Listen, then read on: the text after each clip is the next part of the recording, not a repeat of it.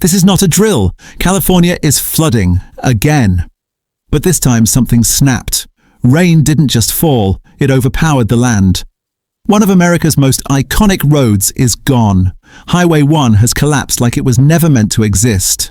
Big Sur is buried under mud, rock, and chaos. Entire cliffs gave up. The ground turned to liquid, and the emergency is expanding right now. This isn't normal rain. This isn't a seasonal storm. This is pressure reaching a breaking point. Roads are snapping. Hillsides are sliding. Communities are being cut off in real time. And here's the most disturbing part. Officials admit this may not be the end. Stay with me. Because what you're about to see is California being overwhelmed. Overnight, relentless storms slammed the California coast with no pause and no mercy. This wasn't steady rain, it was violent, non-stop pounding, hour after hour, soaking the land beyond its limits. Mudslides ripped downhill like avalanches. Flash floods swallowed roads in minutes. Entire hillsides gave way, collapsing under their own weight. In Big Sur, the cliffs were already fragile. Weeks of earlier rain had turned solid ground into a ticking time bomb. Last night, that bomb detonated. The saturated cliffs failed under pressure. And Highway 1, hugging steep coastal bluffs, never stood a chance. Witnesses describe hearing loud cracks like thunder coming from the earth itself. Then the impossible happened. Massive sections of the highway split apart, crumbled, and dropped straight into the ocean below. Concrete, asphalt, guardrails, all gone in seconds. Emergency crews say this was not sudden. The ground was already unstable. The soil was fully saturated. This storm wasn't the cause, it was the final trigger. What failed last night wasn't just a road, it was the land itself giving up. Let's be absolutely clear, this was not a small crack. This was a structural failure on a massive scale. Tons of mud, rock and debris came down at the same time, slamming into the road from above while the ground beneath it was already collapsing. The soil supporting the highway didn't just weaken, it liquefied. What was once solid earth turned into a moving slurry, unable to hold any weight at all. Highway 1 is built along some of the steepest and most unstable coastal cliffs in the country. Under normal conditions it holds, but these were not normal conditions. Days of relentless rain saturated the ground beyond capacity. Water filled every crack, every layer of soil, every fault line. When gravity finally took over, the hillside didn't slide, it collapsed. The roadbed lost its foundation in seconds, concrete fractured, asphalt split open, entire sections folded and dropped away like paper. Officials now confirm what crews saw firsthand. Multiple landslides, not just one. The roadbed completely washed out. Zero safe passage in either direction. This isn't damage you patch overnight. This isn't a lane closure. This isn't a temporary fix. Engineers say the cliff itself has changed shape. The land has shifted, meaning even untouched sections nearby are now unstable. Any attempt to reopen the road too quickly could trigger another collapse. That's why this is a total shutdown. No shortcuts, no quick repairs. Highway 1 didn't just break. Its foundations ceased to exist. Big Sur is now partially cut off from the outside world. This isn't a traffic delay. This isn't a detour. This is isolation. With Highway 1 collapsed, entire stretches of the coastline have become unreachable by road. Residents are trapped between landslides and washed-out routes.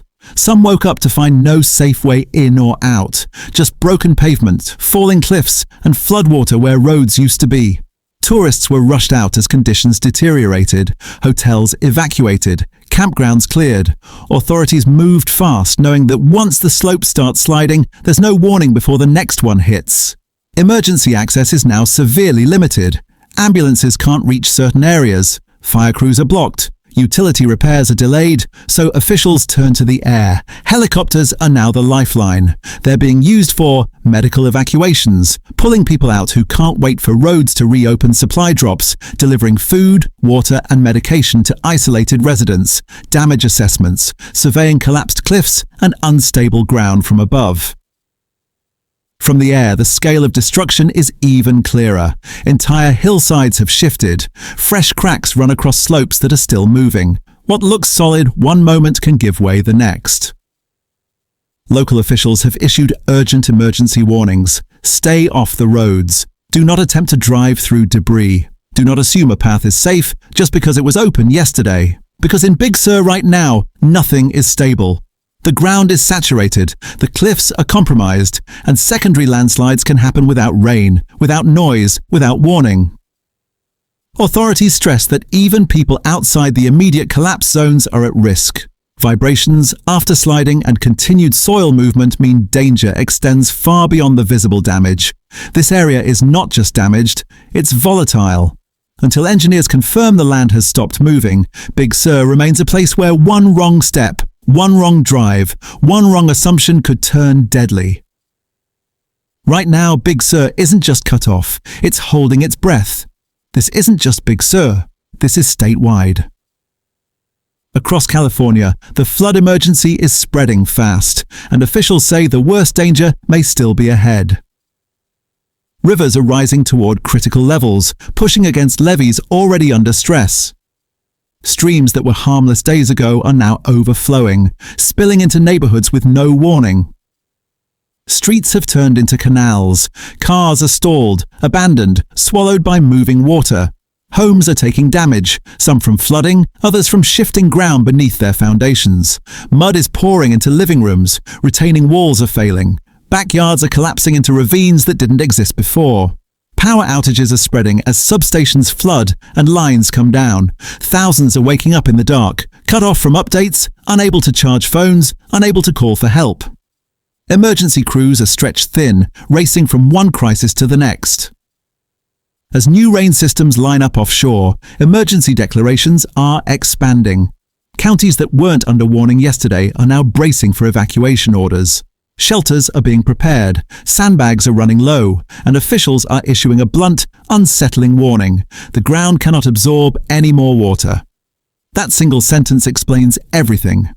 California's soil is fully saturated. There is nowhere left for rain to go. Instead of soaking in, water runs across the surface, destabilizing hillsides, undermining roads, and pushing slopes past their breaking point.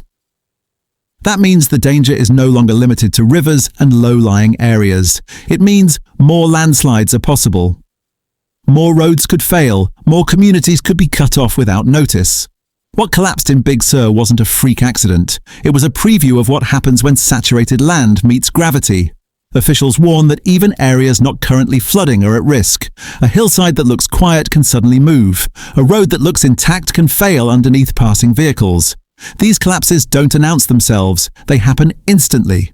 This emergency is no longer about rain totals, it's about ground failure.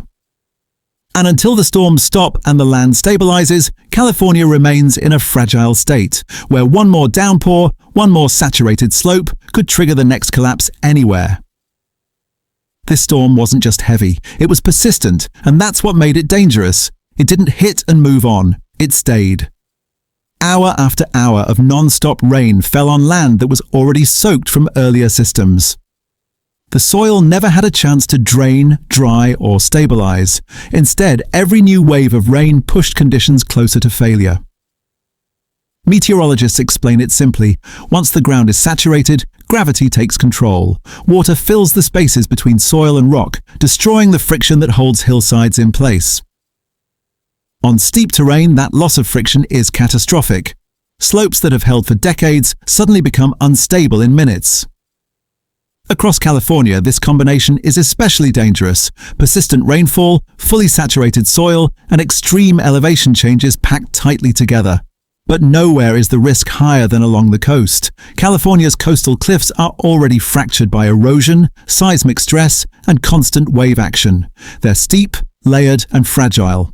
Add prolonged rainfall, and those layers begin to separate. Once movement starts, it doesn't stop with one slide. A single collapse can destabilize the slope above it. That triggers another failure, then another.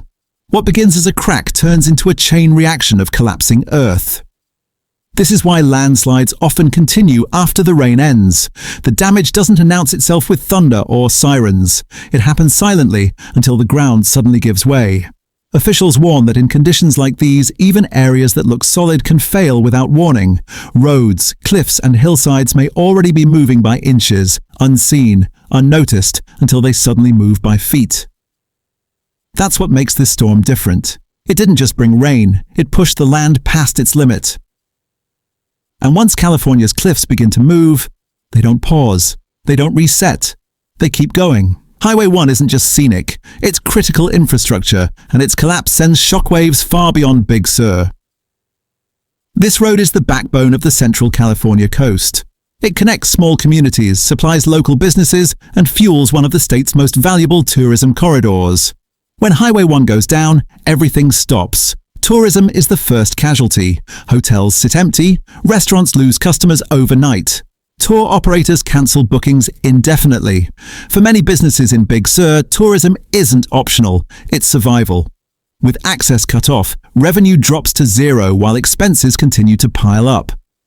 But the damage goes deeper than lost visitors. Supply routes are now disrupted. Food deliveries face long detours, or don't arrive at all. Construction materials, fuel, and medical supplies must be rerouted by air or delayed for days. Emergency services are stretched, and every workaround costs money. Then there's the infrastructure reality. Repairing Highway 1 isn't as simple as pouring new concrete. Engineers must stabilize the cliffs, rebuild the roadbed, and redesign sections to withstand future storms. That means geotechnical studies, environmental approvals, and months of heavy construction, if the land stops moving. History offers a warning. Past Highway 1 collapses have taken over a year to fully repair.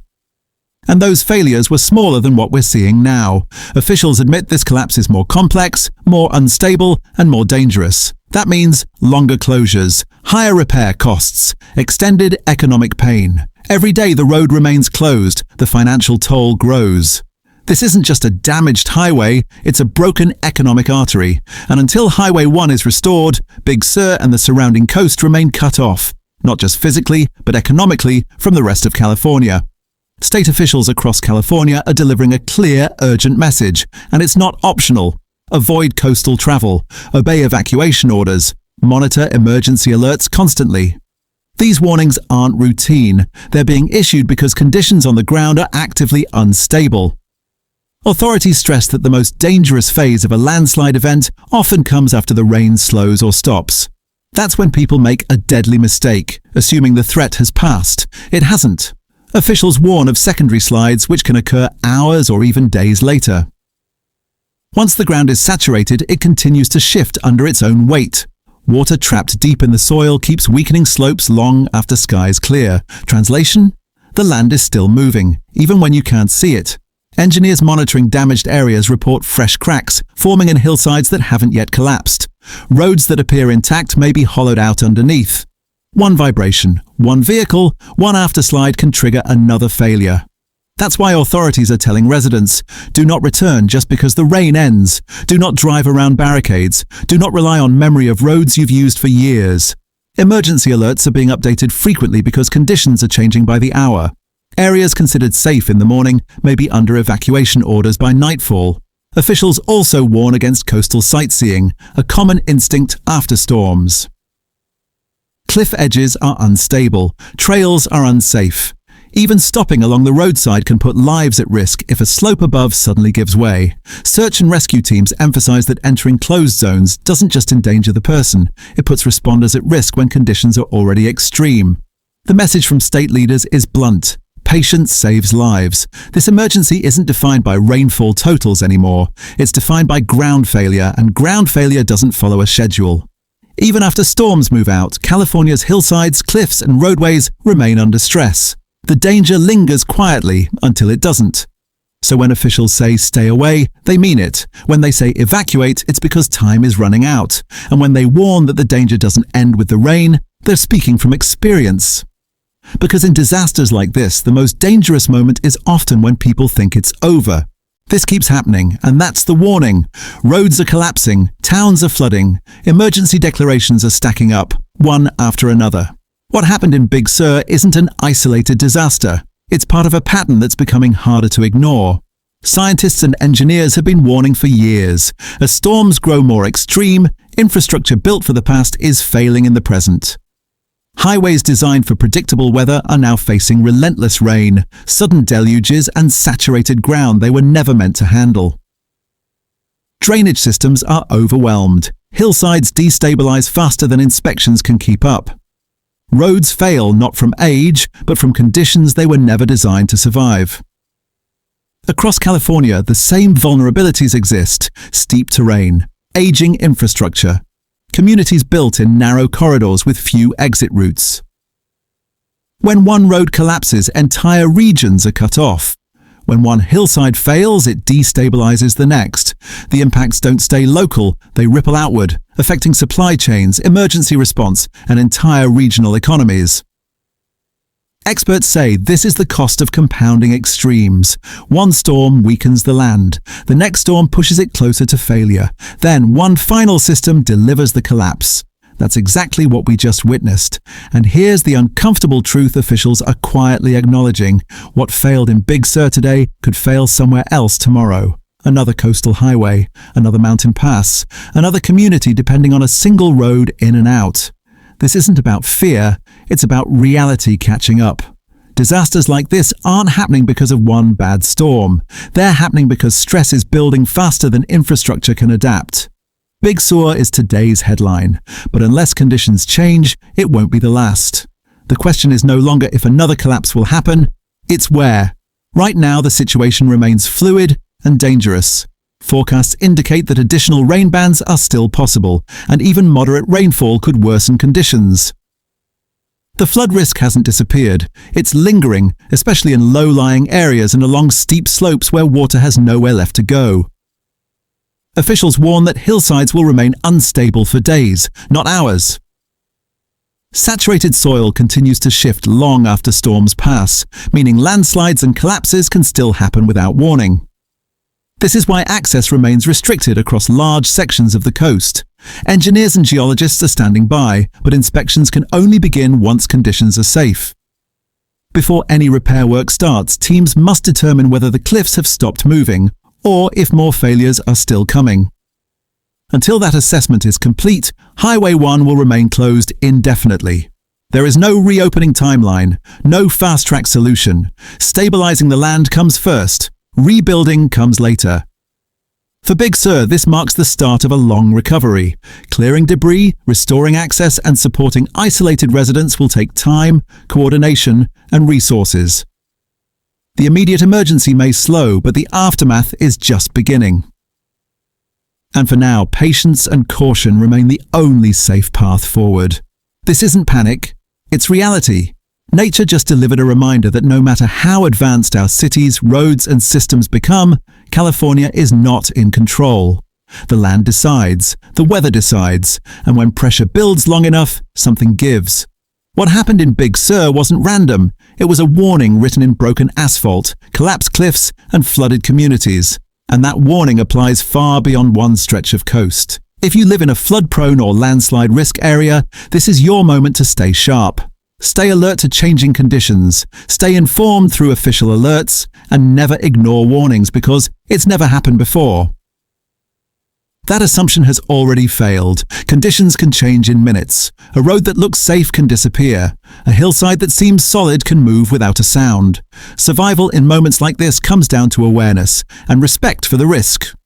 If this story matters to you, let your voice be heard. Comment where you're watching from and what conditions look like in your area.